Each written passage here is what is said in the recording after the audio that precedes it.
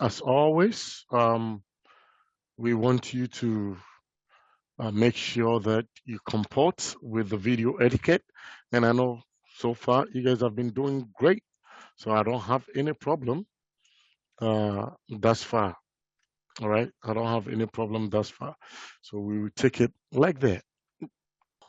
So, what we're going to be going through today will be social determinant of health, and then living in a disadvantaged neighborhood.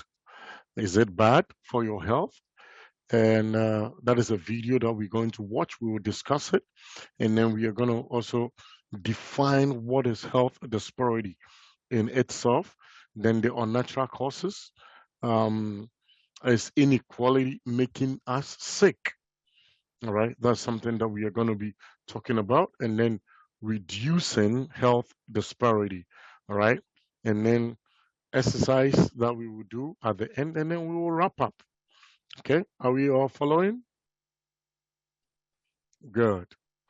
Okay, so learning objectives, as you all know, every day, every time that I'm training, somebody has to read this. So please, who is going to help me read the learning objectives for today? At the end of the class, you need to take something home, and this is what you take home. If at the end of this training you do not have this, then you have to blame me. All right. But if you have everything, then you can't blame me. Then you owe me lunch. Okay, that is a given. All right. So who is going to do that for me? I'll do it. All right. Please go ahead. Learning objectives. By the end of this training, you will be able to define health disparities and social determinants of health and describe their causes. Discuss how health disparities and social determinants of health impacts health outcomes, including vaccinations. Describe how community health workers can help disease decrease. I'm sorry, decrease social and cultural barriers to care and reduce with health disparities. Excellent. Thank you very much. So we will learn all those things today. We will know what it is. We will know what it does.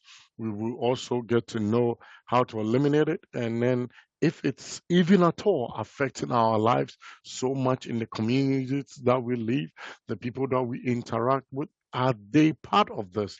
And if they are, what are the support can we give them? All right. Good. So understanding social determinant of health, first and foremost, you need to know the condition in which people are born, grow, live, work, and age. All right. So when we are talking about social determinant of health, basically what we are talking about in a nutshell is that the condition in which people are born, in which they grow, in which they live, in which they work, in which they age. Okay, so that is basically what health, social determinant of health is talking about. Now we do have circumstances, right? And these circumstances shapes, all right, the distribution of money, power, and resources at a global and a national or even the local levels. All those things are done in order to make sure that everybody gets a piece of the pie. But at the end of the day, does this happen? Do everybody get the fair share?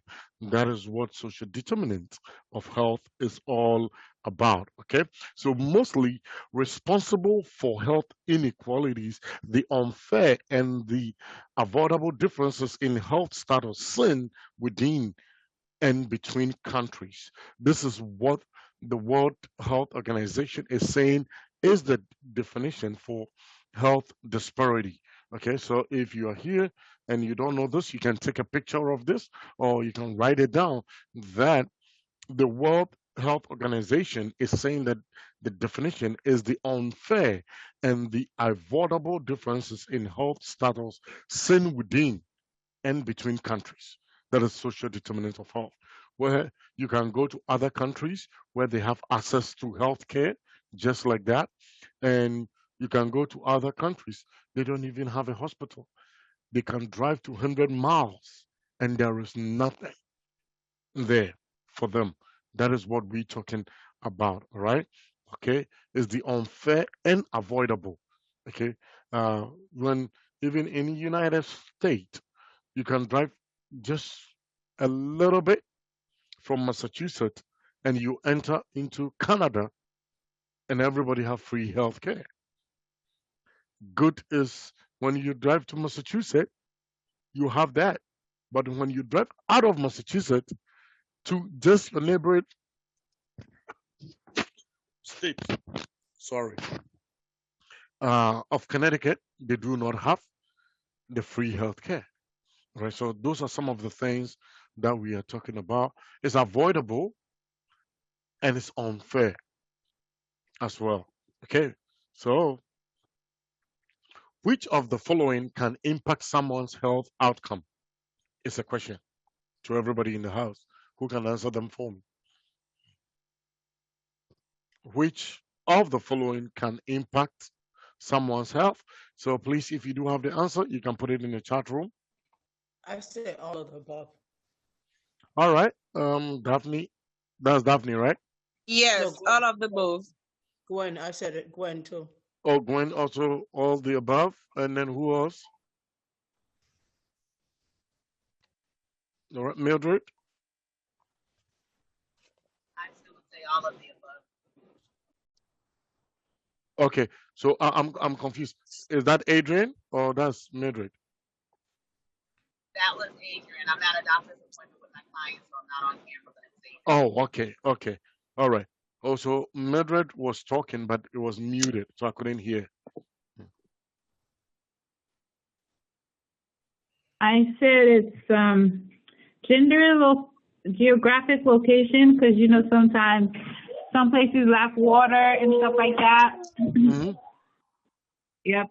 So that can have a big impact on your health All right, very good. So and geographic location to you, right? Okay. Yep. All right. So the answer is all of the above. All of the above. All this can affect someone's health outcome. So we are going to go into it again, but this time we'll be looking for areas. All right. So the socio-economic circumstances which strongly influences people's health. Okay. So income, poverty, being uninsured, these are part of social determinants of health. So it's not just only what they call it, the geographic location, but money. Where people live becomes the geographic location, right? Where they work, not having the primary care provider, and then education attainment, literacy level also contribute to the social determinant of health. Are we all clear? Yeah, it's Very good. it's all So of both. go ahead, Grendel. I'm sorry.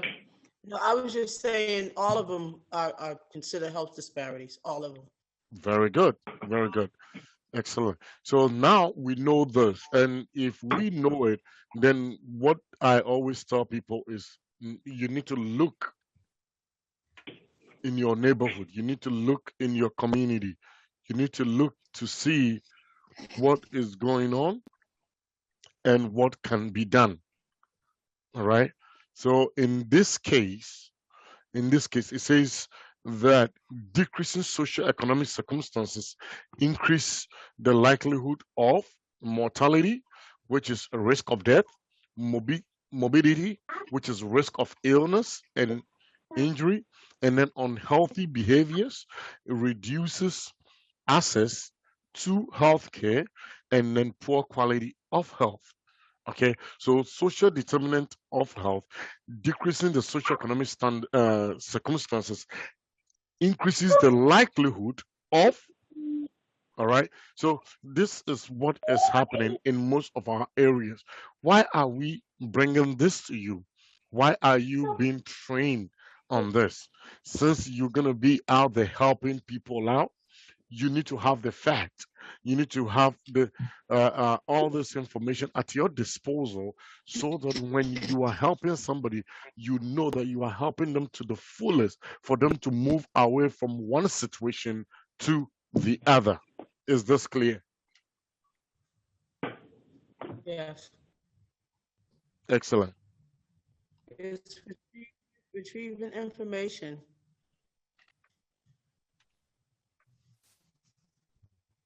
So we are going to watch this video, living in a disadvantaged neighborhoods. And I want you to just pay attention, listen to what is going on, and then we will talk. All right? We had vast public investments in building the suburbs of America. Federally supported loans, FHA loans, went to people who were moving to the suburbs, and for many Can years, you all up hear? until the 60s, those loans were available on a racially restricted basis. African Americans and other people of color didn't have access to them. Until 1962, out of $120 billion in government-backed home loans, less than 2% went to non-white households. In Northern California, between the war and 1960, of 350,000 federally guaranteed new home loans, less than 100 went to black families. In cities like Richmond, African Americans were left behind in increasingly neglected neighborhoods. In the 1980s, poor Latino and Southeast Asian immigrants began joining them in these same neighborhoods.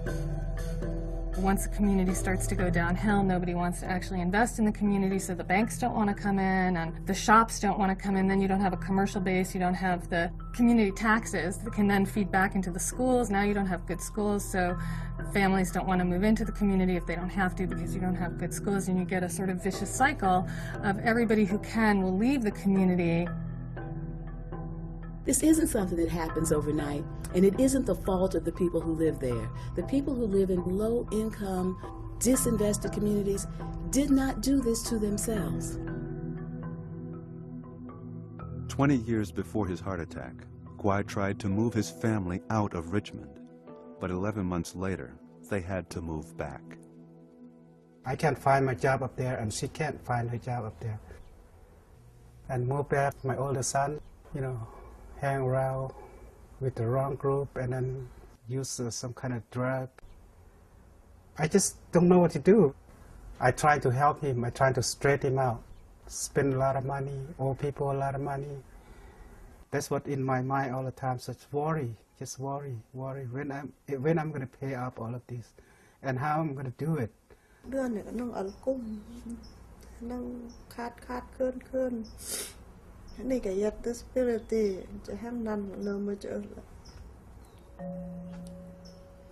If you think about when you're worried, you're always a little bit more activated. There's a little bit more vigilance. You're sort of checking things out a little bit more carefully. And if you can imagine that happening day after day, all day, every day, it's exhausting. And it wears on the body system.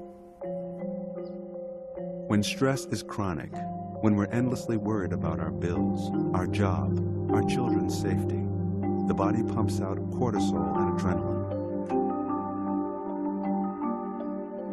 But too much of these stress hormones over time can increase arterial plaque, raise blood pressure, and weaken our immune system, increasing our risk for almost every chronic disease, including heart disease, the leading killer in America.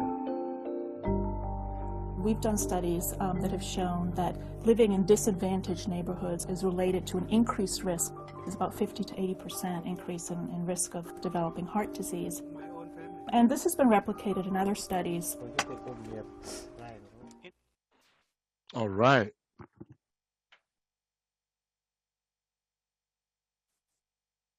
So what do you feel about the video?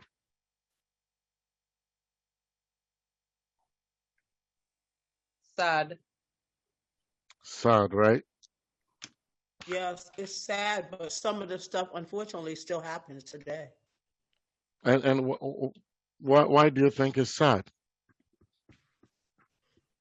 I mean, because for me, it's like we shouldn't have to go outside our perimeter to just to be able to live better, to get healthy water, to find a good doctor, or just to be able to live.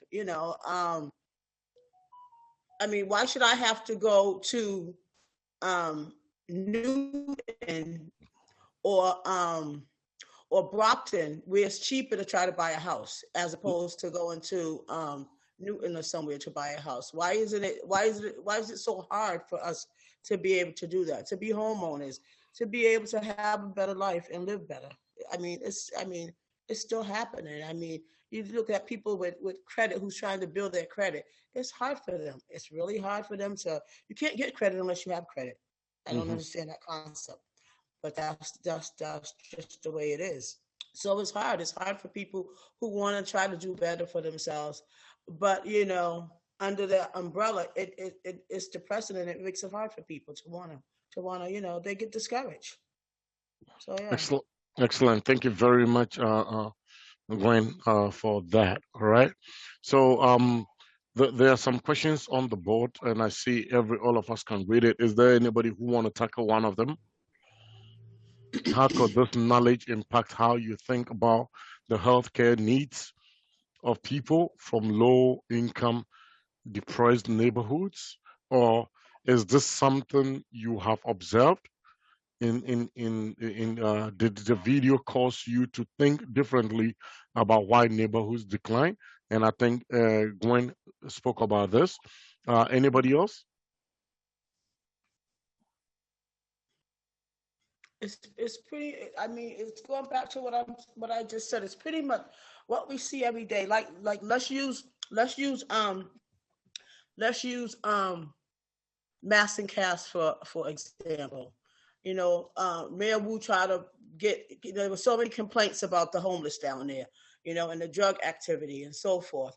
Then they set up a place where they can go and do whatever activities they needed to do. So she went and she put all this housing down there over in Shattuck, the property over there.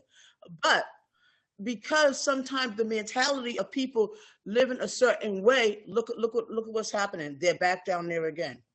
Hmm. So I mean, I think sometimes it's like the concept of way people think, their health, the issues that they're going through, thinking that they're not better than, and that they can't do it because there's no help. They don't know where to look. So I mean, that's how I look at it.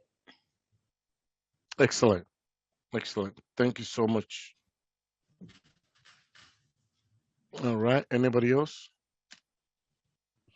There's an unfortunate, and I feel that the description of the video may have been sad because unfortunately discrimination still exists, and the video seems to speak a lot of Hmm. discrimination, and I believe that Hmm. even with women's moment where there's still an existence there, so unfortunately other ethnicities are forced, so to speak, to go elsewhere to look for housing, where FHA loans are handed out to other, other Hmm. nationalities, and it's not the same for some. All right. That, So, that, that, that's a And sad reality, but it I'm is still sorry. very much a reality. all right. I So, have. Adriana, thank you very much for that. But I wanted to, you made mention of something. So you were saying that it's as a result of racism, that is what this is happening. Or, so I just want us to stay in the confines of the social determinant of health, right? What, so if you say as a result of racism, which means that then it's happening in only one particular community, right? Are we okay? But it happens in most communities, right? Most countries, most other things. So that is why I want us to have that focus um on what we're talking about, because when we say it's racism, let's say let me use a country like Mexico. All right, I'm using uh Mexico as an example, right? There's a lot of health disparities in Mexico. So how is that racism affecting them in that area? So Gwen, can you It's just, chime into that? it's it's just like how you were saying about Mexico. It's just like I know somebody that's from Bangladesh, Hmm. and they told me one time that they don't want to ever go back there if they don't have to, because it's so poor there. They can't seem to get the help that they need, from healthcare, clean water to food. And I was just really, I was in awe because it does. It happens all over. So that, for me, that's an example. Hmm. It's not just here, and it's not just in our communities. It's Yes. everywhere.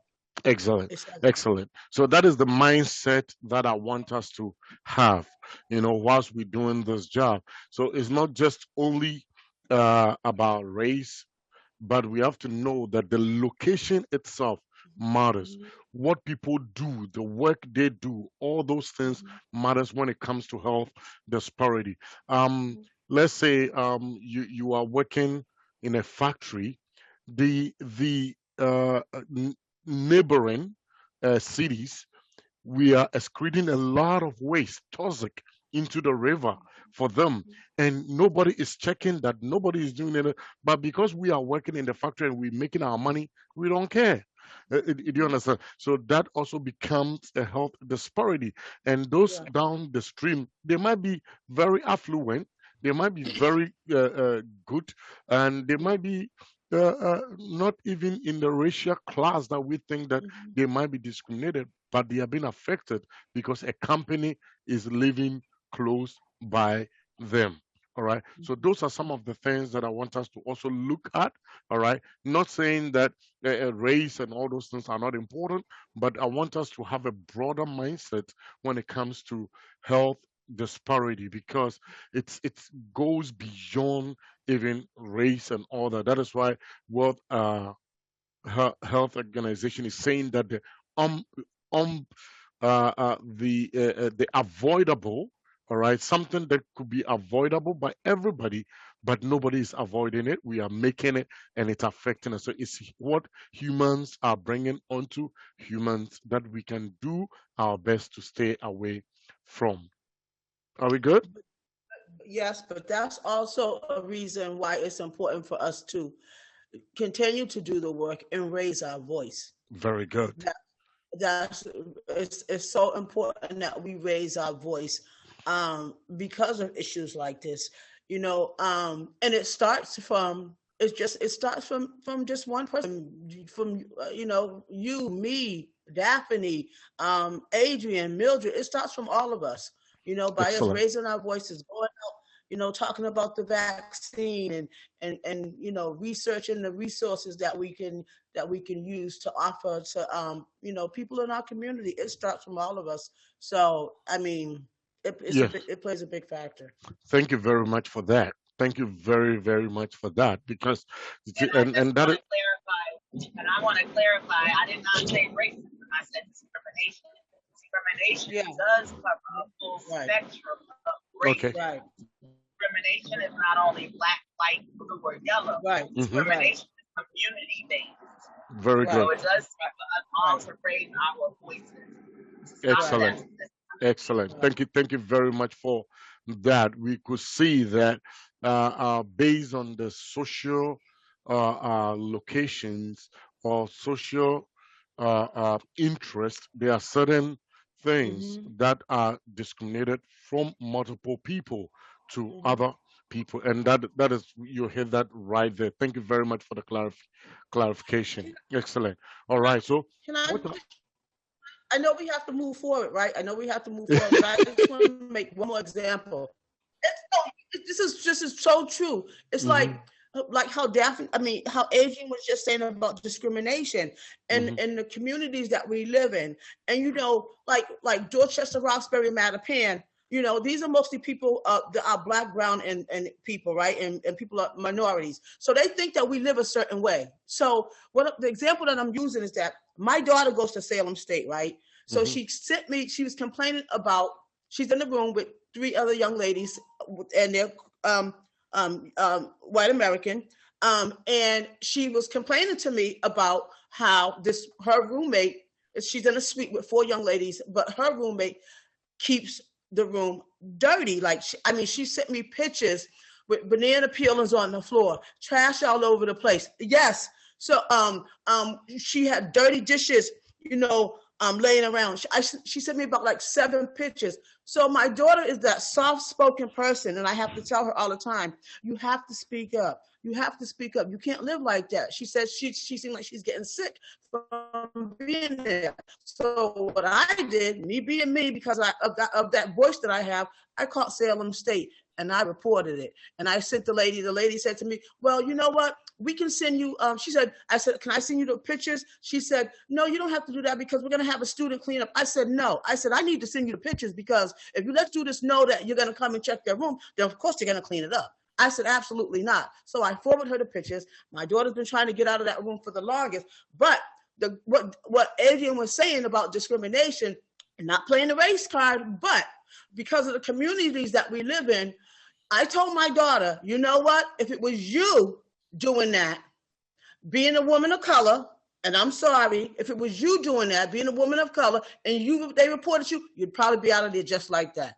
So don't settle for less. And I told my daughter, you have to learn how to speak up. So for me, it's just how we live, where we live, and bringing it, and bringing it to a head, and just raising our voice about it. And again, like I said, it's just getting the word out for things that we need to do, the resources, and so forth. So I just had to share that example. No, I understand. I understand. Thank you very much. Discrimination. Yes, thank you very much for that. And so, as we all know, that experience is something that you have gone through.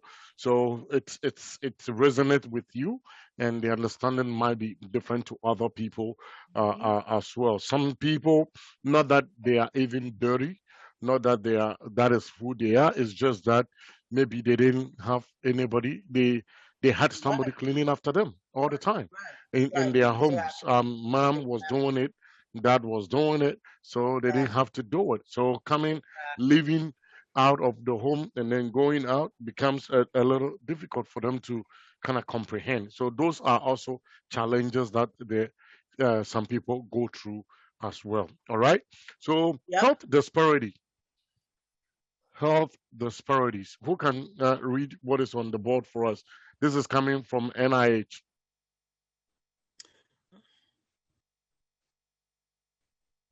Are we all paying attention? Are we all here? I'll do it. Health disparities are difference in I'll do it. Sorry. Okay. Disparities. Health disparities are differences, incidence, prevalence, mortality, and burden of disease and other adverse health conditions that exist among specific population groups in the United States. National Institute of Health. Very good. All right. So we've dealt with the social determinants of health. We've gotten to know what our social area, our community, the neighborhood where we were born, and all those, how that can affect our health. Now we are getting into the health disparities, okay? And it says the differences in the incidence, prevalence, mortality, and burden of diseases and other adverse health conditions. All right, these things exist among specific populations groups in the United States. Okay, can somebody think of an example of that?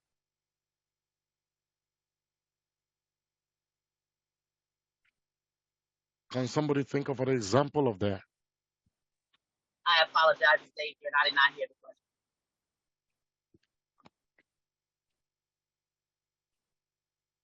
Mm-hmm. May I answer that for a second? Come again? May I answer that question? I think I can answer that question. Let's put it that way. we are all involved in being vaccine ambassadors, but we obviously do learn that.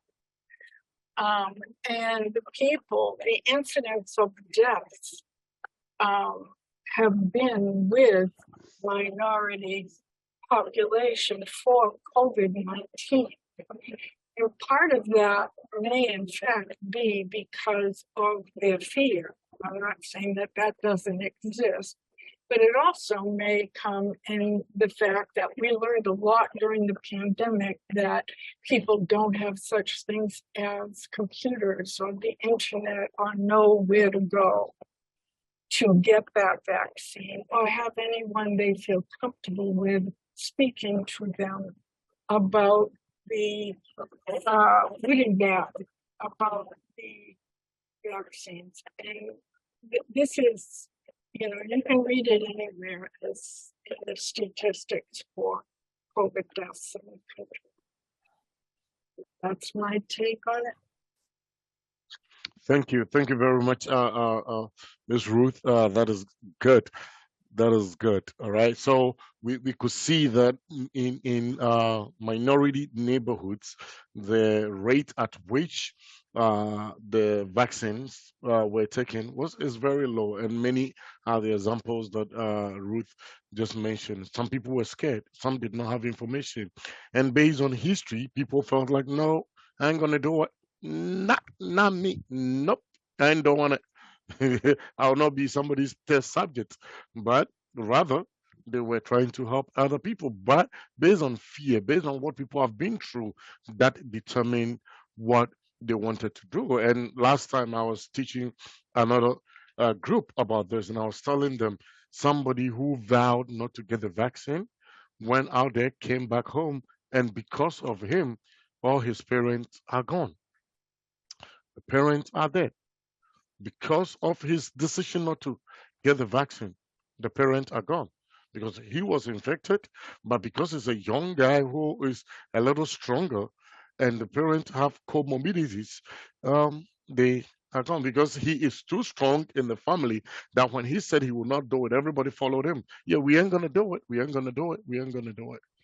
They all passed away. So these are some of the things that we, the vaccine ambassadors, have to deal with because we are going to go out there and be able to let the people know that these things are there and this can harm you and your family as well. All right? Are we good? Yeah. Okay. All right. So help the disparities exhibit themselves by who can say that word?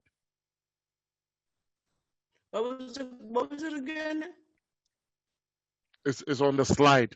Can you see the slide, Adrian? Oh yeah, you said health Yes. disparities exhibit Health, themselves. health Yes. disparities exhibit themselves by a constellation of risk factors and behaviors Hmm. that may cluster together for some groups of people more than others, such as historical racism, decreasing socioeconomic circumstances, job loss, deindustrialization, poor diet, smoking, substance abuse, lack of medical care, unsupportive family or social environments, mental illness, family disruption, poverty, historical trauma, interpersonal violence, domestic violence.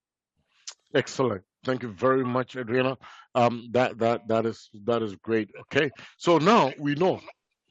Now we know all those things bring health disparities. All those things contribute to it. All these factors and behaviors is what you know we talking about. And in that sense, okay, if we go with historical racism, which I want to take step by step so that we all have understanding, historical racism, what has that affected people's health with? Any example? You can just mention one. Anybody?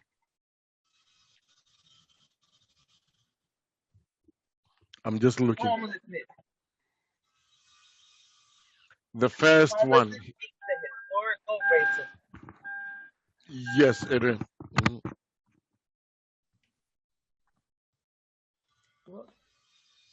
Anyone else? I think Adrian left. I didn't hear what she said.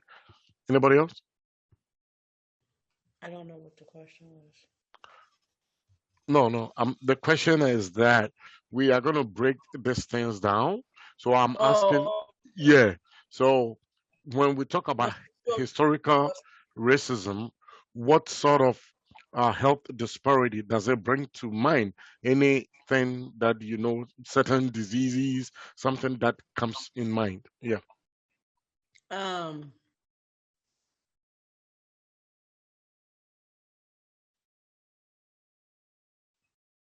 I don't know, COVID. COVID. Okay. All right. Anybody else? I mean, it's historical right now. I mean, it's big. It's big. Hmm. COVID. Okay. All right. Anybody else?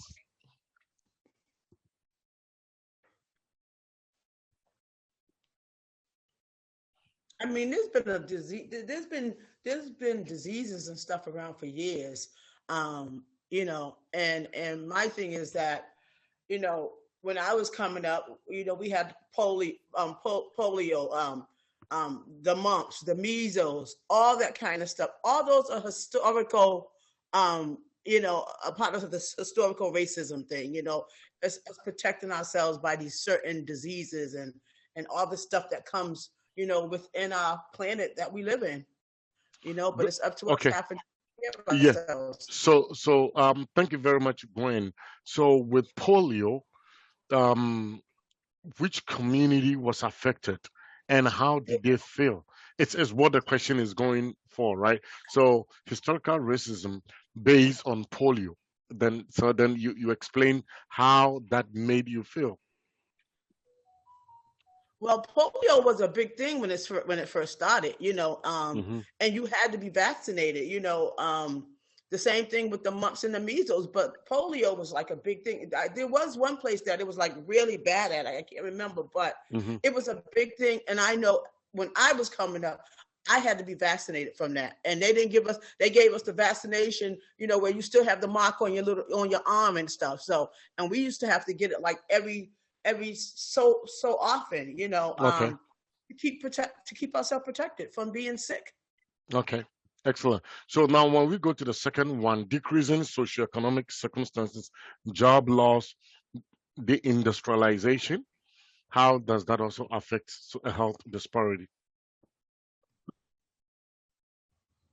Anyone? They affect the economy. Very good. Yeah. And then when it does affect the economy, it affects people's pocket, right? And Yeah. when it does affect people's pocket, it meaning that even if they are sick, they are not going to the hospital. Right? They can't afford to go to the doctors because they don't have a job. They don't have health. Very good. Very good. Excellent. Excellent. So we are getting that. That is the breakdown that I want us to have. So that it gives you more perspective to your community, the people that you will be helping, and then it gives you more in depth of the subject we're talking about: poor diet, smoking, substance abuse, lack of medical care. Hmm? Any examples of this? That's the intake of what goes in and out of your body. Exactly. Exactly. Input and output. I mean, this is, whatever you put in could be good for you, and I mean, and then whatever you put in can't be isn't good for you. So Hmm. it all depends on how you take care of yourself. Very good. Okay. So if we can use the computer term, it says garbage in, garbage out, right? Hmm. But so when we talk about that, with the exception of, let's say, substance abuse and smoking and all these things are all intertwined. It could be a location based, it could be a gender based, it could be also a race based, it could also be the socio-economic issue where people feel like they don't have the money to afford good meals, right? So, unsupportive families and social environment. There are people who have gotten to a certain uh, uh, portions in their life that they need their family to be there for them, but the family are not. So because of that, some have even decided to be homeless. All right, they are living on the streets. Such person is not going to get a good food. Such person is going to, one way or the other, be affected by the weather. It's a whole lot of things that goes around with such people, and so long as they live in that neighborhood, we have homeless people living in our neighborhood. What it does is also what it brings the standard of that neighborhood down. When it does, also how the politicians, how the government look at that neighborhood also changes. Then people perception, then the social aspect of it, the core also changes. And when that happens, you see that once a very vibrant city, then now it becomes dead. All right. I'm using those examples to bring you to up speed to what had happened to places like Michigan. They used to be very, very strong city because of the industrialization. And then now, because most of those companies have collapsed, most of these cities are dead. Most of those cities are dead. You go there, there's nobody there. But once upon a time, there used to be people living in those places. Now you see people living in shanks and stuff like that. And I know in Massachusetts, all of you can attest to certain neighborhoods that also has happened. All right? Good. Now, I have a true or false question. Yes, Marge. Everyone, you don't know me, but everyone else on the I work in the research department. Yes, please, go ahead. I wanted to say that sometimes there's deliberate sort of racism. It is that it's like, for example, you put smoking up there. There have been deliberate attempts to get, in particular, Black people to smoke particular cigarettes. And it's done through advertising, big billboards, and all kinds of things. So it's part of, I mean, economically for the tobacco companies, it's wonderful. And for the Black communities, it's terrible, increasing cancer risks and other lung diseases. So that's just another take on what you've already shared, but I thought I would put that in because I'm sure, I mean, you just see these signs all over. That's so true, Ma. That's true on what she said because, you know, back in the day, they had Newport was a big thing. They had billboards and Newport cigarettes all over the place, but still it's no good for you. But they still keep promoting it. It's like the liquor stores. There's a liquor store on almost every corner. But it's not good for you, but they're still promoting it. Very good. Yeah. And thank you very much for that as well. And that being said, right, Marge, it brings in mind right now what is happening, right, with the legalization of marijuana, right? And there are certain areas, certain communities right now that is plaguing the area. For some reason, though I felt they wanted to take the criminality out of it, that was good. But now, because it become access to anybody to buy it, I might need it for my medical reasons.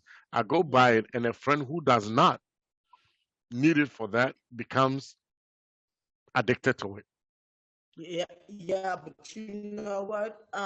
There's so, like, for instance, right in Dorchester on Blue Hill Ave, there's a cannabis dispensary, right? Mm-hmm.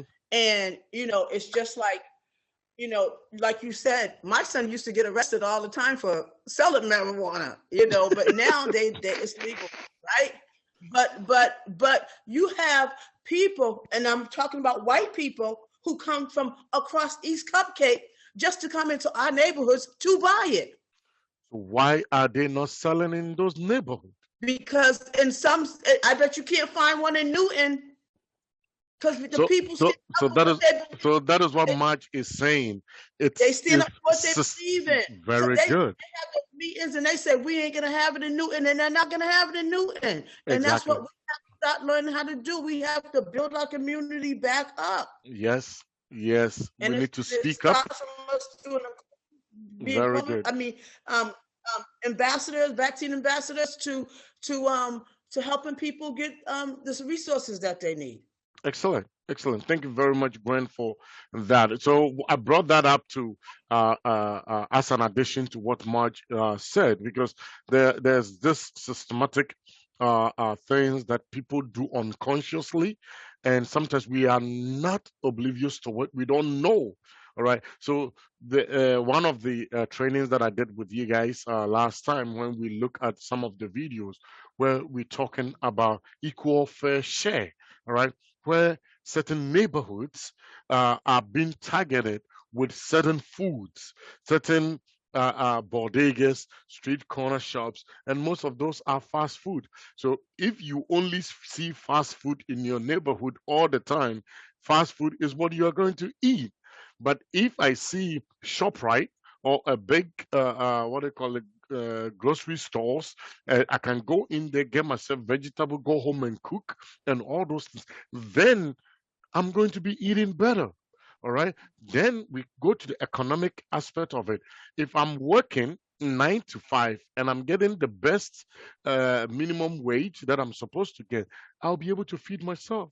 But if rent is up and I'm working 2, 3 jobs to be able to keep up with my social status, which means that the only thing I can eat is McDonald's, and that is not going to help my health.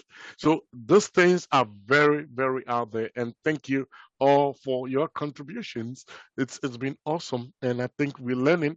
So please, those of you who have not said anything, please say something, or else you owe me lunch. Okay, I'll bring that up. You owe me lunch if you don't say anything. Okay, now this is the question: true or false? If you get it wrong, you owe me lunch as well. Historical racism does not play a role in health disparity. True or false? That's false.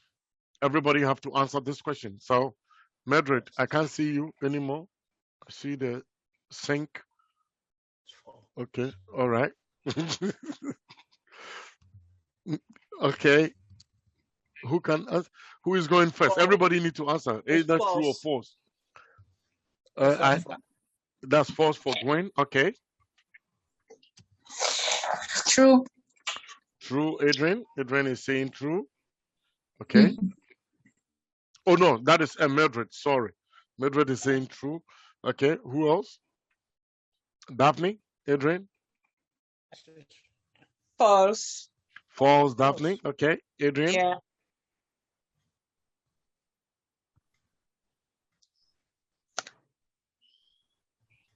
Adrian. Unless you say something, I'm not moving forward because you're scared to owe me lunch. I think last time you owe me a lot of lunch, so you don't want to say anything. So we will wait for you. She might be with her consumer and can't say nothing. Remember, she said she's at the doctor's office. Oh, okay. All right. Okay. So we will give you a pass on that, but you still owe me lunch anyways. All right. Okay. So the answer is false, right? The answer is false because we already learned in the previous that is part of it. Okay, it's part of it. So the answer is false. Okay, so people of color fare worse than their white counterparts across many measures of health status, and number of health status measures for which group fared better, the same, or worse compared to the white. People of color fare worse. Yes, absolutely.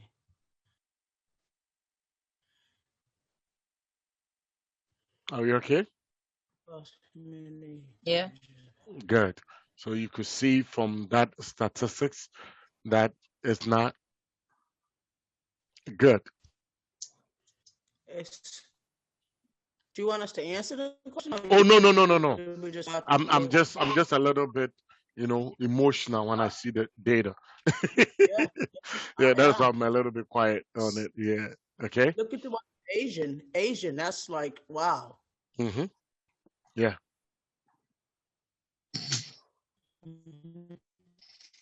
Okay. So with Asia, when it comes to the Asian, you see that their health is better. Their health is better. When you go to the native um, Hawaiians or other Pacific Islanders, you can also see that their health is very poor as well, because 10 of them had data limitations. Okay, so which means that they are in that category that will not give you any information, regardless of anything. They would, oh no, is this, is that, and if you look at the what do you call it, the death chart, you see that they also get they have minimal uh to I'm looking for the right word for it, but it looks like their health or morbidity ratio is very, very low as well. All right, the islanders. Those who are infused with Asians live longer, but those who are indigenous do not, due to obesity and other things as well. Okay, when it comes to Hispanic, you can see that the data is right there. Okay, it's right there as well. It's not good. It doesn't look good. Okay, all right. When you go to American Indian and Alaskan Black Natives, okay, similar. And then when it goes to Black, it's worse. Worse. Okay, so those are some of the things that we're talking about. So these are all marginalized communities. These are all marginalized communities, and we could see that, with the exception of the Asian, the rest are all not good. Good. Okay. So now let's look at death or cases. Cases first. Infection cases when it comes to COVID-19. All right. Infection cases. So you could see that 1.6 happened to be American Indian or Alaskan natives. 1.1 tend to be Black. And then 2 happen to be Hispanics. All right. And then the Asian 0.7. And then white is 1.0. Okay. All right. So you can see that it doesn't look good for whichever community that we're looking, with the exception of the Asians. And who can tell me why that uh, the the cases in the Asian community was that low? Who can tell me why? Just one thing. Just mention one thing. Anybody? Nobody. Oh, you guys are not paying attention.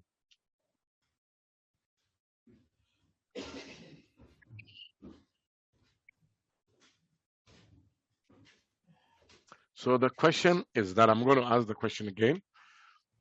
The question is, what do you think is the reason why cases in the Asian community was that low for COVID-19? Usually Asians are really big on health. So they take extra supplements and they do extra things to make sure they don't get sick. Okay. All right. That is a given. Okay. Anybody else?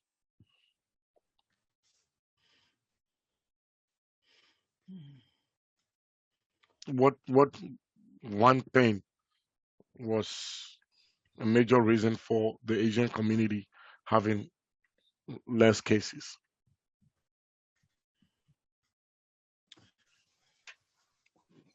I would say maybe obviously they went and got their shots. Good. That is also another one. They got the shots. Anybody else? Better, wasn't it? Come again? Their healthcare was much better. Okay, so that is what Adrian said earlier on. Anybody else? I'm looking for something. Yes, Marge. Their diet. Diet. Okay. Now, one thing is that all over Asia, as far as I know, at least from pictures that you see on the news, as soon as it's winter, people start wearing masks. Yes. And it's a big cultural practice that's very accepted. Yes. And so I think people did it anyway. Asian people who migrated to the US did it anyway. And they were very quick to take it up. We in the US were very slow or very reluctant to take that on. In Europe, where it's also not common, I thought it was very funny. In Europe, they're very fashionable in a lot of countries. Like fashion is more important than in the US. So the prime ministers had their masks made to match the men their suits and the ladies their dresses, because they wanted to convince Europeans who also don't know about masks that it was fashionable to wear a mask. Yes. But nobody tried right here. I thought if a bunch of sports, because sports is very important to Americans, if a bunch of sports, figures would put on masks, that would have helped a lot. That's my opinion. That is right. That is right. I'm a Red Sox fan, big Red Sox fan. If we had a Red Sox thing, I'll put it on. Yeah, like that. So thank you very much for bringing. That is what I was looking for. I mean, I live in Japan. Those of you who came to my first training, you heard that. I live my whole life in Japan. Mask is a given. Anytime it's winter, or even if it's not winter, anytime you having allergies, you having cold, you having flu, you need to put a mask on. The reason is protect somebody else from getting what you have. All right. And then protect yourself from getting what other people have. So it's a given. Everybody is putting on masks. People are washing their hands regularly. Because of that, it makes things easier for everybody else. That is why a country like Korea, when COVID came and the cases even went up, until when we were in 1 million deaths in America, they didn't even have about 8 people dead in Korea. So that is how much, and they had a lot of cases, but nobody was dying because they were protecting themselves with the mask. So please, that is something that I still wear my mask, even if I'm not, what do you call it, at work and I'm outside, I still have my mask on. And before everybody was mandated, I was wearing my mask because I lived among them and I took that culture. At the end of the day, I'm protecting myself. If not anybody else, I sit in the bus, the public transportation, I have my mask on. And I see people not having them on. And then when people start coughing, you see them looking at them. I say, yeah, if you have your mask on, you'll not be looking at them that way because you know you are protected. All right. So it's something that we have to practice and do, and Europeans did awesome by making it fashion. All the sports teams had their mask, and then they'll go to the stadium, the soccer teams having the mask on and all that. But we didn't have that in America. The culture was not, because we had a president who was even against wearing of the mask in the beginning. So it will not encourage people to do it as well. So those are some of the things that we face. But hey, as vaccine ambassadors, when we are going out there, we need to show that to the people in the community. Wearing a mask is not somebody forcing you to do something against your will, but it's actually you protecting yourself from everybody else. Cold is coming, other things are coming, they're all in the air. Protect yourself. Protect yourself. Thank you very much for that. Hospitalization, we realize that. Was somebody going to say something? Okay, so with hospitalization, we realize that most of the American Indians and the Alaskan Native also got hospitalized a lot, 3.5. To the blacks, it was 2.8. And then to the Hispanic, it was 3.0. Same goes to the Asians, it was 1.0. Same to the white, they had the same thing. But when it came to death, you realize that though the what do you call it, Spanish group had more cases, their death was less than the Indian and then the Alaskan natives. So that is what I was talking about earlier on. Comorbidities are more prevalent in the Alaskan natives and the American Indians. A lot of them do have comorbidities because most of the time they will rather rely on their what do you call it, native uh, doctors and will not go to the conventional hospitals. So that also became an issue for them. When that decided to go, it was too late for them as well. All right. So those are some of the things that we need to know. So when we are in the community, be able to give them the facts, give them the reasons, the rationales why these things are happening, why it is important for them to have the vaccine, because at the end of the day, we need them alive. We need them alive than death. All right. And we can encourage them to do that. Okay. Race, ethnic differences in mortality and morbidity rate may reflect in part of the differences in the social demography and the behavior risks. All right. This is what CDC is letting us know. So where people live can also determine how well they live. How well they live. Okay, let's watch one more video. And please don't cry on me if you watch this video. I'm just kidding. It's not that emotional.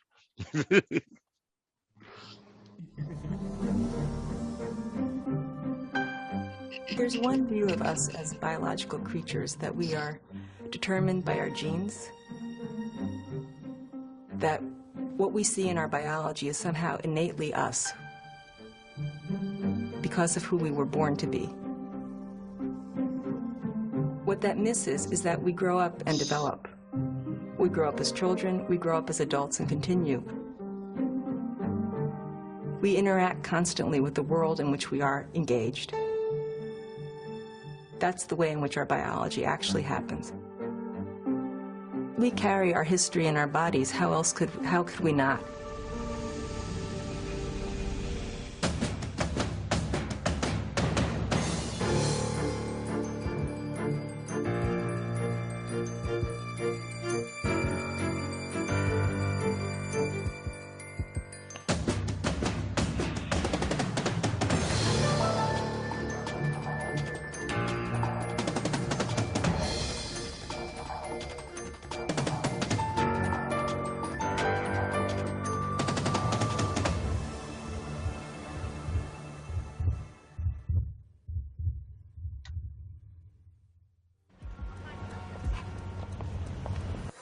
Living in America should be a ticket to good health. We have the highest gross national product in the world. I'm very happy to finally have some of my cars in one location, some of them. We spend $2 trillion per year on medical care. That's nearly half of all the health dollars spent in the world. But we've seen our statistics. We live shorter, often sicker lives than in any other industrialized country. We rank 30th in life expectancy. Especially of economically developed countries, we are at the bottom of the list. A higher percentage of our babies die in their first year of life than in Cuba, Slovenia, Estonia. How can this be? Is this just because 47 million of us have no health insurance?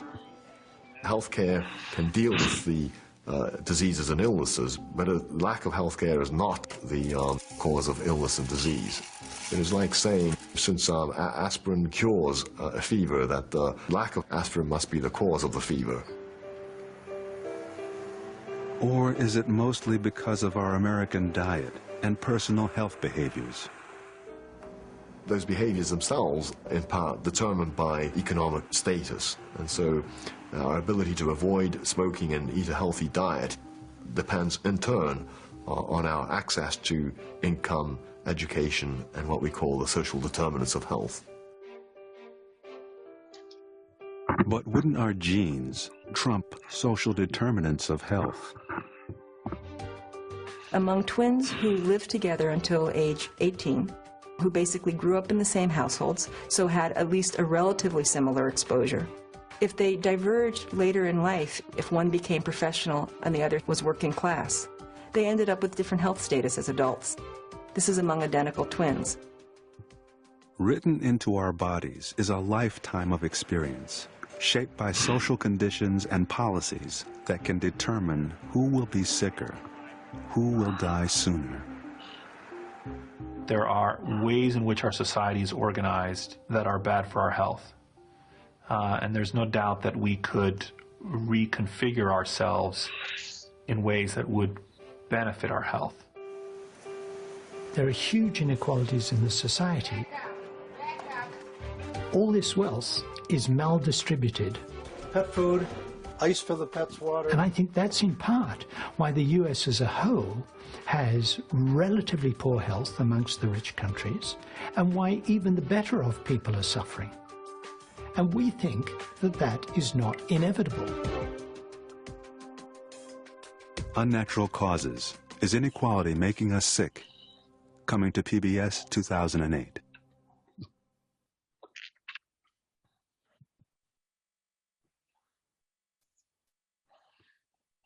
It's inequality making us sick.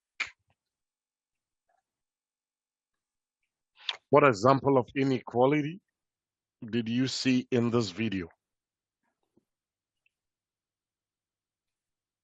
Daphne? Yes. What example of inequality did you see in the video?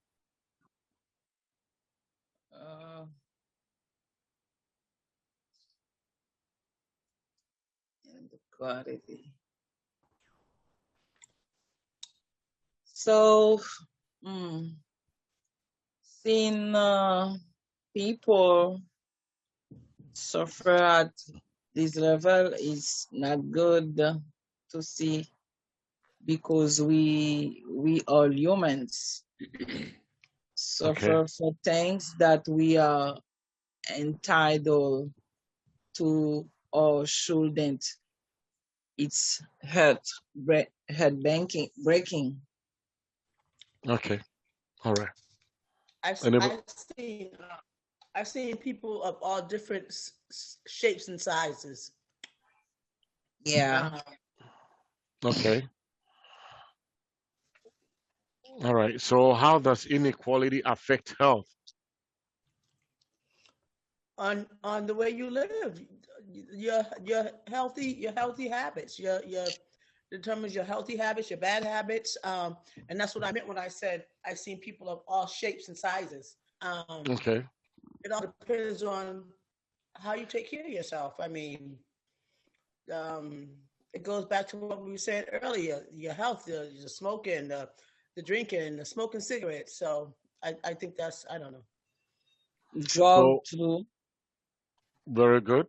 Okay. So based on the video, what is the suggestion do we get from the video, or what are they talking about in the video? I think the choices that we make. The choices we make, but there was something that they made sure that we know through the video that there are about 45 million people. Yeah, but it's the higher without health insurance. Daphne, what were you saying? No, I said it's the higher their risk of poor health. Very good. So is that a determinant because people do not have health insurance? Exactly. Okay. All right. Mildred? Health inequalities systematic different. Okay. All right. So Mildred, also, what do you say?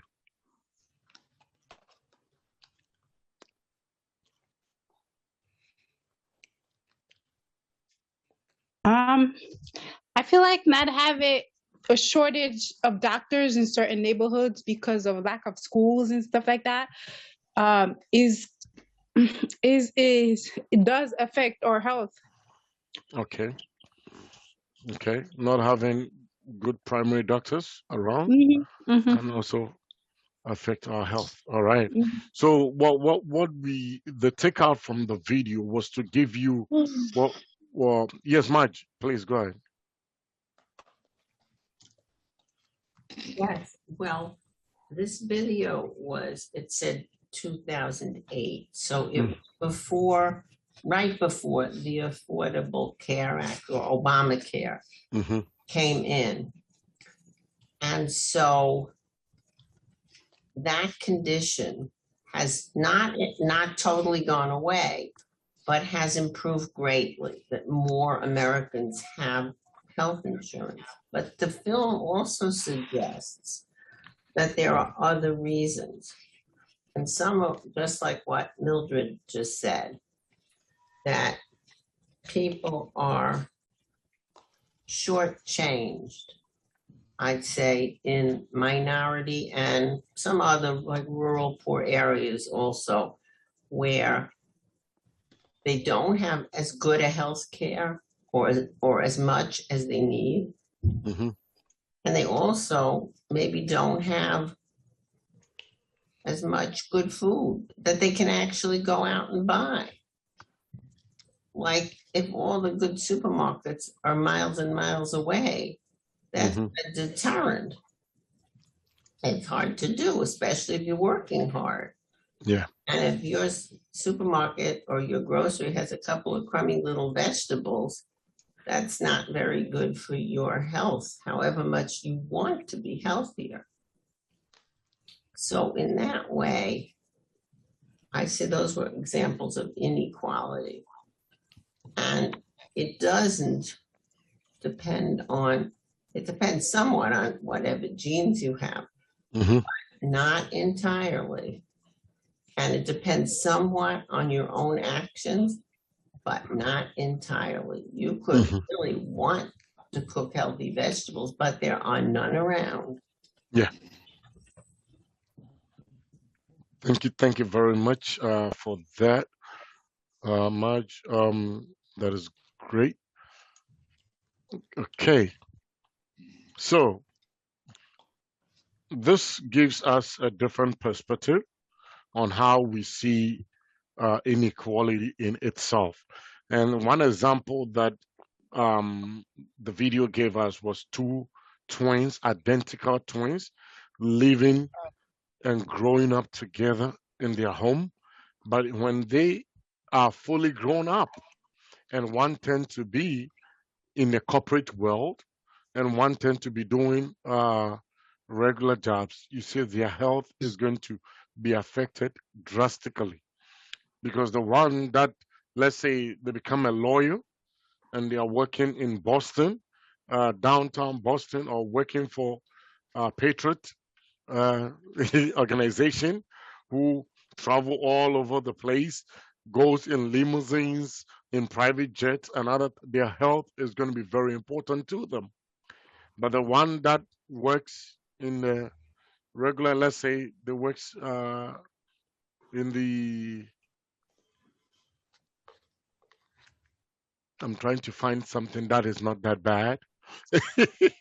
A regular job, 9 to 5 job. All right, that you could see their health will be different. Their health will be different because the priorities are different. The income rate is different as well.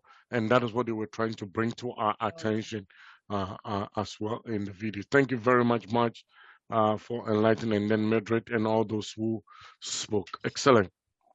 Okay, so reducing health disparities. Who can read this for us? How can we reduce it? Community health workers can help reduce health disparities by facilitating access to preventative care and early detection, ensuring healthcare access and coordination in the community, providing resources through the lens of diversity and cultural competency. Very good. Very good. Thank you very much. And I think last, was it Tuesday, we dealt with access,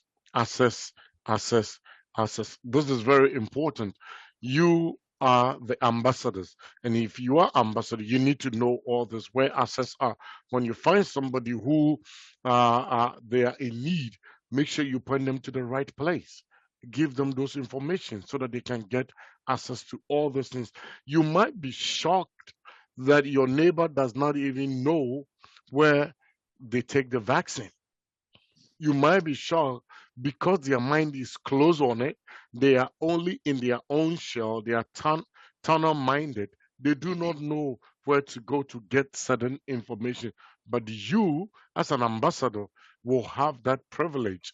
And when you do have, you need to be able to share with them so that they can also have it as well.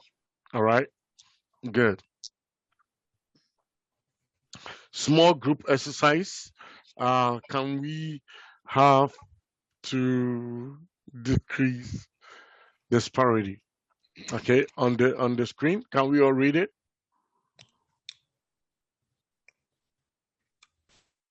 Want us to read it together? Yeah, I was going to do that, but because we have a small group already, we are just doing it together right now. All right. Okay. How? Yeah, go ahead, Ruth. Madrid, go ahead. How can community health workers help community members access preventative care and the vaccinations they need? Discuss how you would educate community members on pre-existing conditions and COVID risk. What resources can you identify? How can community health workers ensure their clients receive culturally competent services? Think about your role as a community health worker and vaccine ambassadors. How can being culturally sensitive help you encourage people to get vaccinated? What resources can you identify for non-English speakers and or immigrant communities? Very good. All right. So now we've read it. Anybody who want to go? We are all going to discuss it. We have about 3 minutes to discuss this, and everybody needs to say something. So what we are discussing is that how do I communicate? So I'm using myself. How do I communicate or educate the community on pre-existing conditions and COVID risk? All right. So if you have this, that, then the possibility for you to have COVID will be high or low. And if you do have it, what is going to happen? Because you have this, and that. Okay. What are the resources available that we can give to such individual and stuff like that? So who want to go first? Knowing where there's clinics at, the names, the addresses, the phone numbers. So Gwen, that will be the access. All right. So we are not. That is the second portion, right?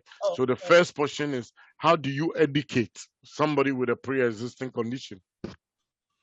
Being candid, and I would. And when I'm gonna take that one. Okay. I would educate by being candid. Adrian is a very open person. I say what it is, and it is what well, it ain't always what I say, but I say what it is, so I would educate by being candid, and definitely asking questions, the W, the when, why, why don't you want to get vaccinated, if you have a pre-existing condition, what can we do? So you got the W, the what can we do to help with this pre-existing condition so that it doesn't get worse or so that you don't get other conditions? But I would definitely say my first answer is candor, just being open. And that's discussing how I would educate the community members. Okay. All right. Resources that I identify, of course, in those conversations, I would identify us. Us ourselves. Hey, you can come to me if you need help. I'm a resource, a walking resource myself. Now, of course, opening my resource book, that's when I would say, okay, now we've got our local community centers and healthcare centers. Who is your doctor? Who is your medical team? Are you in contact? Are you in contact? Do you know who you're? Because I believe that, when you do have insurance and you have a PCA, a primary care physician, if you need a specialist, your specialist is referred to you by that primary care physician. They're all part of that same team. You want to know who your team is. Who is your eye doctor? Who is your ear doctor? So those are the kind of resources I would help to be able to identify. Even if it became the local library to find more resources, if we have to go and sit there together and look on Google and figure it out. Excellent. Thank you very much for tackling that for us. Anybody else want to go? I'm pretty much with what Adrian said. Now, like, I see what you're saying with your question. Someone with pre-existing conditions, how to approach it, what can we do to prevent any other conditions from getting worse. So I totally agree with what Adrian said. Okay. And the reason I said that is because like I told you guys, my Preston passed away of COVID, and he had pre-existing conditions. And if I had known more about the vaccine or COVID, this is stuff that we could have maybe helped prevent from getting to that point, of him getting COVID. And but it was in the early break of it. So, but me knowing now and getting and seeking the information, then I know how to approach someone better with these conditions or pre-existing conditions. So yeah. Okay. And when I can actually speak to that on a different level, Gwen, because I did not lose my husband to COVID, my ex-husband actually, but I was in his home when he caught the COVID, and it went, and he has 7 family homes, and it went through all 7 members of his home. I did not get sick. I didn't get sick because what was I doing? I was cleaning. My hands was in bleach most of the time. But I'm looking at my husband, who is a diabetes kidney transplant survivor, and I'm watching his family not washing their hands. I'm watching them pumping around him and doing things. And again, in my candor, I'm asking, hey guys, you guys do realize you're going to kill him. All of you all made it through. But he's the one with the pre-existing health conditions that will wipe him out. Yes. So I had to actually say to them, you see, I haven't caught it, even though I've been in the house with you guys, and it went through that house randomly. I haven't caught it because my hands have been in bleach. Yeah. So that was my way of educating them. You're absolutely right, Adrian, because when Preston got sick, he came home, and I never got COVID neither, but because of me knowing how to use the universal precautions, me and my daughter, we was okay. I didn't get sick. But going back to the pre-existing conditions, Preston was put on the donors list, right? Because he needed a kidney transplant. But going back to those bad habits, every now and then when I turned my back, he smoked. He would smoke a cigarette. And every time he goes to doctors, they would take his blood, and he would have to go back to the bottom of that list because of that one cigarette. Because even though they would take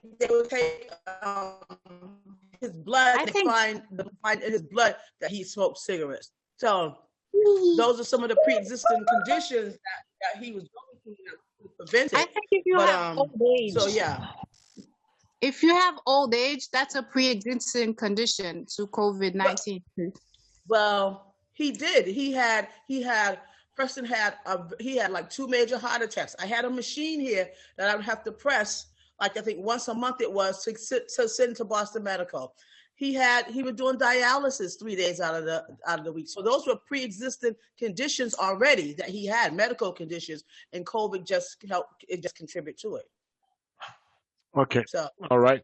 So thank you very much for the personal experiences that you guys have shared. Those are excellent. Ones as well. So moving forward, one area that I want us to also take note about this is that we are letting the people know that they are at risk if they have pre-existing conditions. All right. That is what the CDC is telling us. That is what World Health Organization is telling us. And that is what the National Health, NIS, is also telling us. NIH is also telling us the same thing. So we need to be able to have this information.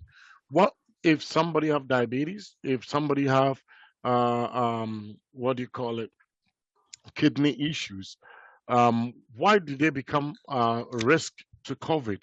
Because COVID attacks the lungs, right? It attacks the inner being of you. And when that happens, you are unable to breathe, all right? It creates a lot of fluid within you. So if you already have situations inside, what it does is it complicates the health. And in the beginning, we didn't even have a medication Right. for it. People died because of lack of medication. All right. So these are some of the things that we will be able to tell them. What are the resources? The major resource that we can find is to get yourself vaccinated. Right? Get yourself vaccinated. Where can I get myself vaccinated? We, the ambassadors, need to be able to. The person's immune system. Was somebody speaking? No, go on. I was gonna say, because of people's, immune system is already down, so even more reason for them to know about, the resources, Very and good. And sometimes they do not know where these resources are. And that is why last time I was telling you that you, the ambassador, need to know it. And you, the ambassador, need to be able to lead them to the right resources so that they will be able to get the vaccine. Are we okay? And I think myself and Ruth, we did the, what do you call it? The role play in how to draw that out of them. We did the MI to be able to get them to accept the fact that they want this and they want to go get it, right? We are not pushing anything down the throat of anybody. We are rather drawing that out of them based on the conversations that we will have with them. Excellent. Okay, who can read this for us? Community health workers can facilitate access to the healthcare system for underserved populations by connecting them to the right resources. Very good. Community health workers know their communities. They can offer tailored advice regarding vaccinations and other care that may improve health outcomes. Community health workers play a role in advising community members, particularly those facing severe health issues, on where to go for care. Excellent. Excellent. All right. So this, if I'm you or you are me, yeah, okay. I was trying to create a joke there, but you guys did not get it, so it's okay. What you can do is to take a screenshot of this, all right? Have this and know that this is your utmost responsibility, all right? You need to be able to help your community by connecting them to the right resources, improve their health outcomes, and make sure that they live a better life. This is who a vaccine ambassador is, nothing less. Okay, good. You are a supportive ally. Your job is to support them. They are right now in a certain state. You are not going to take them out of that state, but you can give them a helping hand and they can climb up to a different state. All right. So you are a supporting ally. You bridge between the worlds, cultural translator. You are a forerunner when it comes to healthcare. You are a forerunner when it comes to COVID-19. All right. You have a rich experience because somebody in your family has been affected by COVID. And this is going to give them an inside scoop of the healthcare system.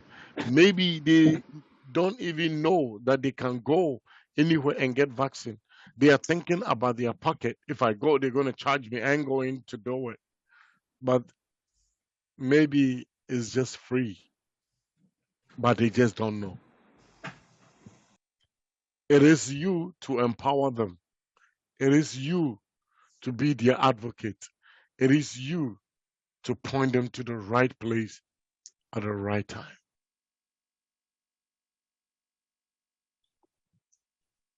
How do you see my Martin Luther King speech right now?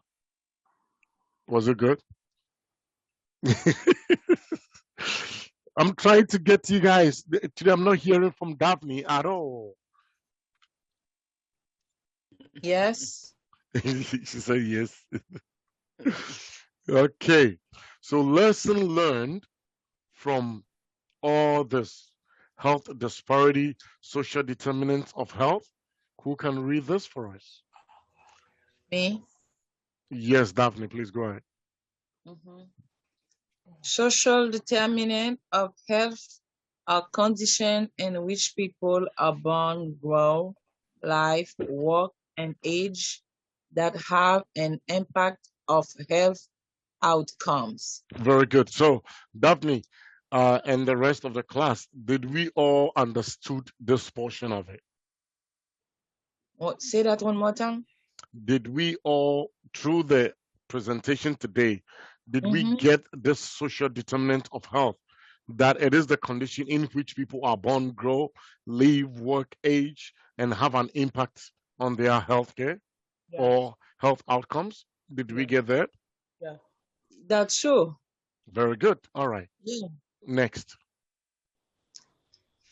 Health disparities are differences in the incidence, prevalence, mortality, and burden of disease and other adverse health conditions among groups of people.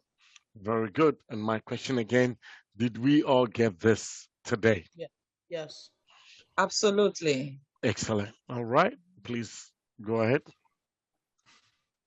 Health disparities and social determinants of health impact access to health care and health outcomes, including vaccination. Absolutely, yes. Yes. Did we all get it? Yeah. Very good. All right. Last one.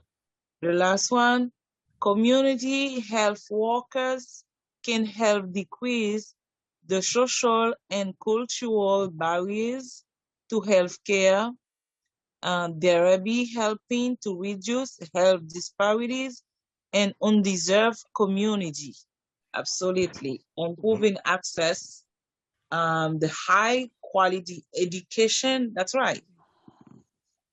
Excellent. Thank you very much for that. That is the lessons that we've taken from everything today, which means that you and I, as vaccine ambassadors, we are equipped today to do exploit. We are equipped today to do more for the community, because we know that people did not land where they are by mistake, did not land where they are by chance.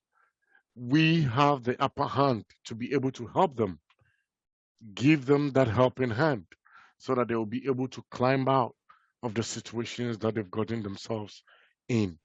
All right. It's very important. So my last question to everybody here, and everybody needs to say something. What is your take home?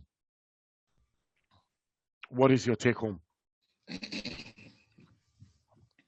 My take home is to continue to seek information and resources that I can share with people that I come in contact with, by helping them, empowering them to help get the vaccine.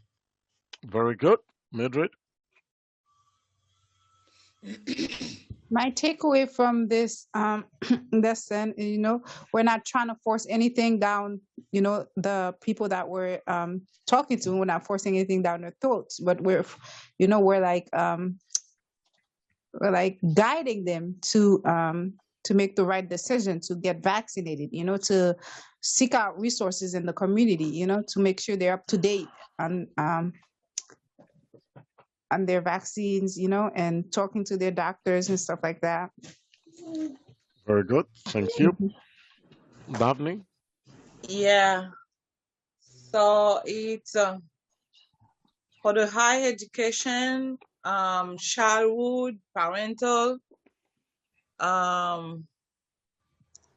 support program, and have that I think that have a positive health impact and help address economic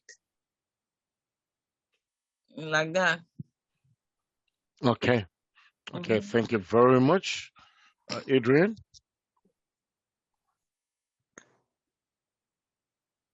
Okay. We'll assume that. Be able to communicate with people in a way that they understand without hard, and in a way that's understanding the resources, and just be helpful and mindful. Very good. Very good. Excellent. Thank you so much for all that. I'm very grateful that today you guys have learned something wonderful and you are going to apply that to all the knowledge that you have about vaccine, and you are going to be great vaccine ambassadors. Does anybody have a question for me? What's my question? Go ahead, Daphne. What the strategies for reducing health disparities? What are the strategies for reducing? The strategies. Okay. Reducing health disparities? Okay. Everybody in the room, that's a question from Daphne.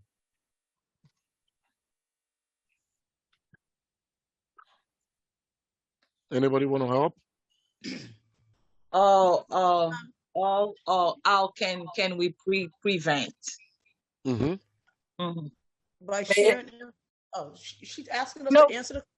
Yeah, go ahead, Gwen. Go ahead. I've got something to say afterwards. Thank you. Is Daphne asking us to answer her question? Yes, please. I would say to take from what we learned today, to talk to people about we don't preach to people, but get to know to pull it out of them, to see how they're feeling about the vaccine. First of all, share information with them about healthy and good habits, their diets, exercising. Those are ways that we can help reduce health disparities, leading them in the right direction to good resources, clinics, health clinics.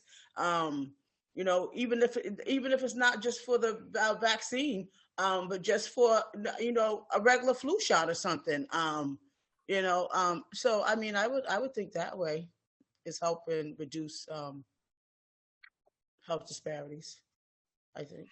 Okay, thank you, Gwen. Anybody else? Yeah, I wanted to add something. Two things.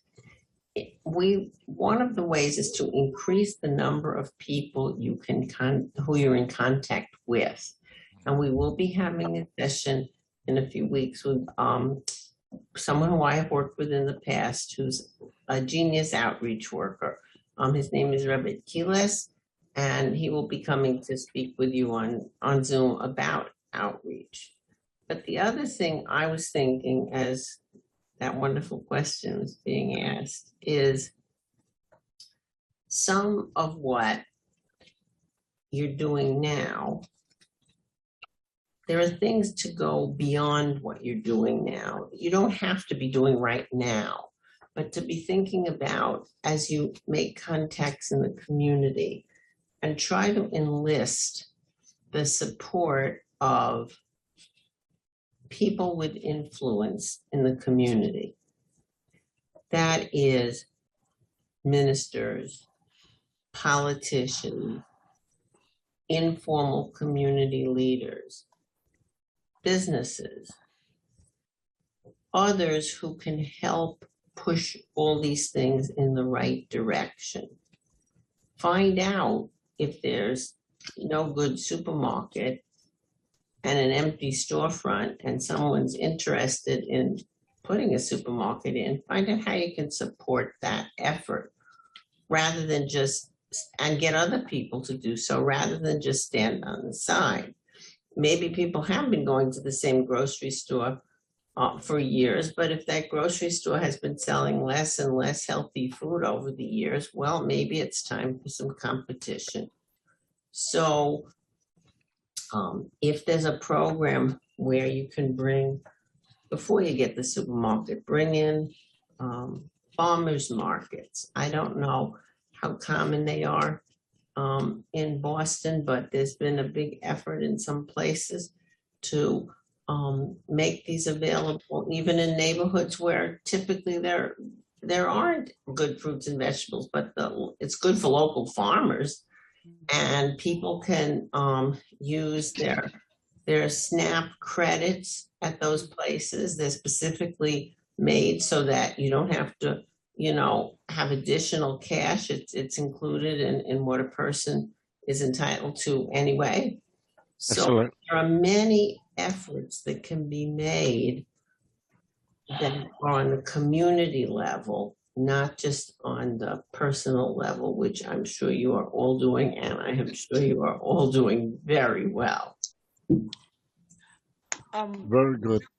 Really quick, I was going to share this with you guys. At the Kroc Center on Dudley Street, they have a culinary classes there that people can go and take culinary classes to learn how to become good cooks, but learn how to eat healthy at the same time too. I got some flyers and stuff, so I was gonna share that with you, Ruth, too, as well. So that's a good place of resources that they can do, that they can go and look into too as well. Just kind of piggybacking off what Miss Marge was just saying about healthy eating. Exactly the kind of thing I meant. Yes, so they have a wonderful, wonderful program over there at the Kroc Center. It's culinary, and I think if I'm not mistaken, there was a couple of gentlemen that I met from the Haley House that graduated from that program over there. So very good. Thank you very much. So Daphne, I believe your question has been answered, right? Yes. Very good. All right, I'm Miss Ruth. Yeah. Thank you. I would just like to ask if somebody can stay on, or at least allow me to just say one thing. We are supposed to meet for 3 additional hours, both from Tuesday and Thursday. And that is part of the mandatory training.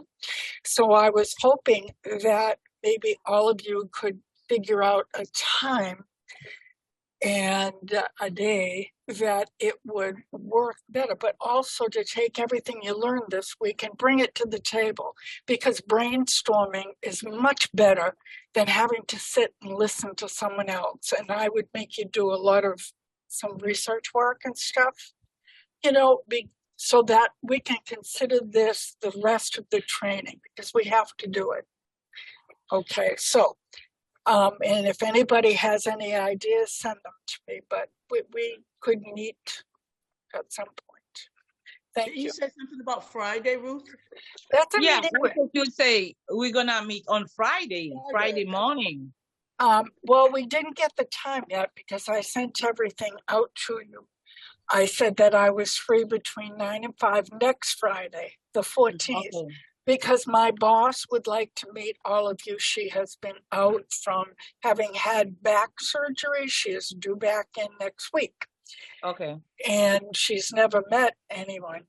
Okay, so this is very important. Yeah. And what I'm saying is, rather than just make it a class that you have to listen to me, okay, Emmanuel and the other trainers come and they are fully prepared, having studied and having put all of this together for you. What I'm suggesting that we put in some buy-in because we all have our own thoughts and we have our strong points and points that really myself could be strengthened. So what I'm saying is bring it to the table. And yes, I know everyone is busy, but on Monday and Tuesday nights, for an example, I always make those 2 nights my late nights. Okay, so that's something. It doesn't have to be in one sitting. What I'm trying to say is, for an example, Gwen is great.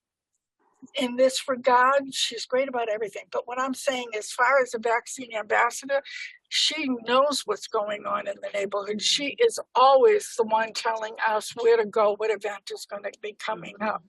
So that's a strength. Daphne, you've gone to the churches.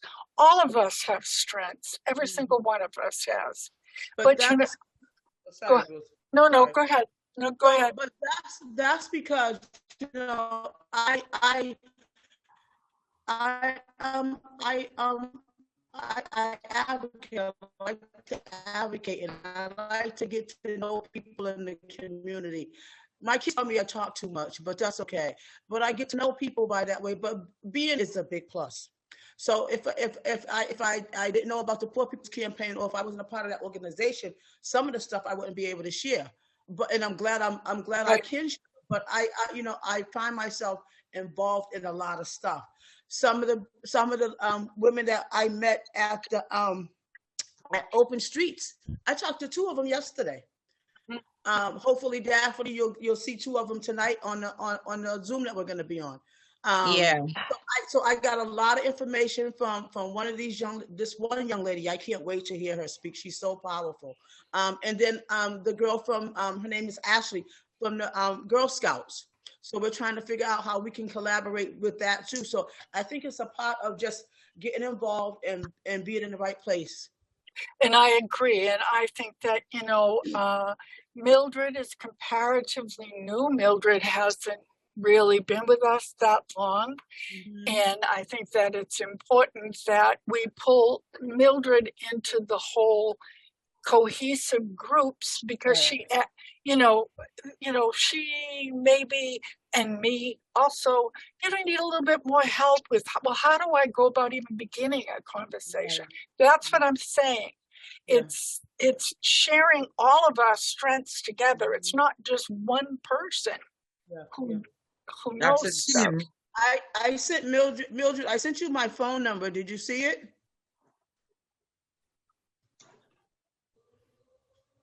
Maybe she's off mute. And I apologize, Ruth. I don't know where I got Meredith from. Okay, all right. I couldn't figure out who Meredith was, and I was like, what? I had an aunt Meredith, but I put anyway. I sent Mildred my number in the chat. Okay, great. Okay, And, Gwen. Okay. Gwen? Yes. All right. Yeah, so invite Mildred tonight to join. That's what I want to do. I want to invite Mildred tonight to get on, because that's what we do with the Poor People's Campaign. We're going to be doing outreach. So it'll give her Okay. Emmanuel has to go. No, I do too. Okay, and you do too. So what I'm saying is, when you send all that information, yes, you sent some of it to me, send it to all of us. Daphne, send it to all of us. Mildred, Adrian, so that we're all on board, because you all know stuff I do not know. Yeah, okay. So that makes sense, yeah. Emmanuel, take the floor, please. Thank you for your patience. Nah, I was enjoying the conversation. how people are reaching out, bringing resources to the table. That is great, and I like the last part. Share with everybody else, so it doesn't become like, okay, this person. When the information is at one place and they are looking for it, they can always call Ruth or Marge for it, and I think that would be great as well. So Gwen, you're doing a great job. Daphne, you guys are doing excellent. Thank you for today. So I'm going to sign off and then give the host to Ruth, and then we take it from there.